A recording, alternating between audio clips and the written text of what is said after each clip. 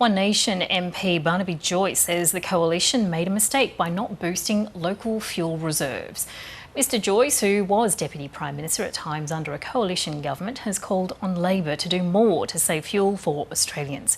Isabel Rowe explains from Parliament House in Canberra. Well, he essentially said that the coalition did something stupid in not being more prepared for something like this and boosting the fuel reserves at the time. This discussion, of course, is in the wake of the government releasing more fuel reserves because of the pressure on oil, because of the Middle East war.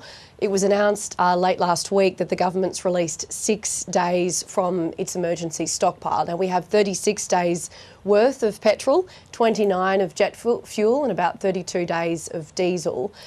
It was pointed out on Insiders this morning that under the coalition government, fuel reserves were actually less. And in fact, Angus Taylor, the new leader of the Liberal Party, proposed this plan at the time for Australia to take advantage of what was quite cheap fuel and build up its emergency stockpile, but base it overseas, base it in the US. Now, Barnaby Joyce was asked about some of the coalition's decisions around fuel this morning, and he said that he regrets not doing more, given he was very high up in the party at the time, Deputy Prime Minister some of those times.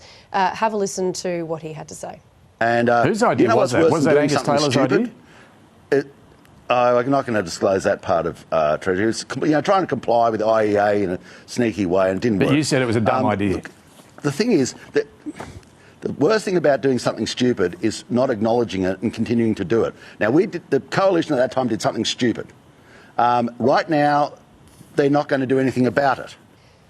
So now, of course, he's pointing to the Labor government and saying that the government of the day, the Labor government now, are not doing enough to deal with what he says is people's concerns about fuel. He talked about panic buying, the fact that potentially people shouldn't panic buy, but they do it as a result of concern that the government hasn't got a handle on the situation. He says people need to understand that the government has a clear plan to deal with fuel shortages if they come, so that they feel comfortable in not panic buying.